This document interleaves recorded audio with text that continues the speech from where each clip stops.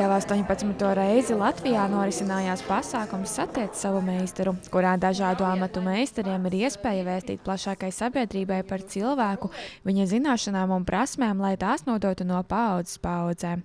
Arī Talsu novadā vairākās vietās bija iespēja satikt dažādus meistarus. Es domāju, tas ir ļoti pozitīvi, ka šāds Satiec savu meistaru ir Latvijā, un mēs katru gadu piedalāmies.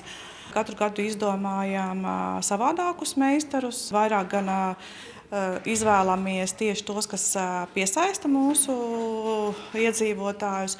Šajā gadījumā iedzīvotāji paši izvēlējās, ko uzaicināt. Stendēja tiešām ļoti daudz labu meistaru. Talsu novadā šogad satikt savu meistaru varēja stendē, pastendē, Talsos, Dundagās, Pārēs, Strastkalnos, Rojā, Tiņģerē un Sabelē.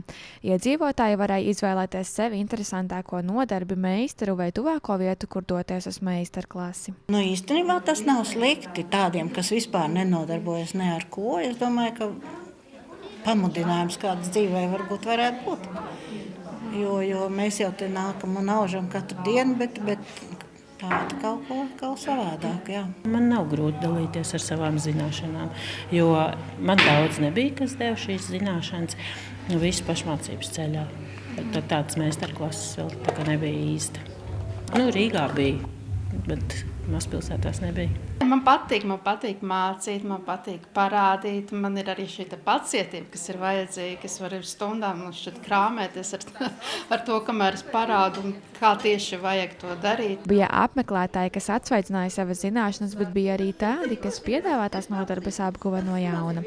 Šī bija iespēja atrast jaunu hobiju. Mēs esam mācījušās pulciņā sen. Mēs jau darbojamies daudzus gadus. No visu pa drusciņai kaut ko mēs zinām.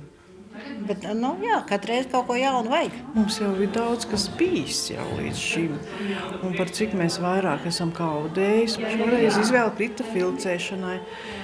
Jo man pašai arī ļoti patīk filcēt, un tā tāda mīlīga nodarbe. Ne tikai apmeklētāji, bet arī paši meistari pasākumā apguva daudz ko jaunu. Liek novērtēt, kad tev tas padodas, kad tev cilvēki nāk izsaka foršas lietas, kad arī apskatās tavus darbus, kad prasa tev, kā darīt, kā nedarīt.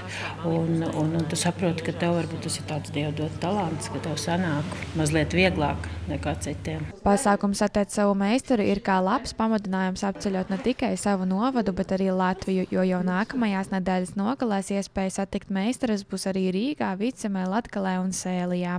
Nīcita Anna Stariņa, Ārturs Reinholds, TV9 Pakalni.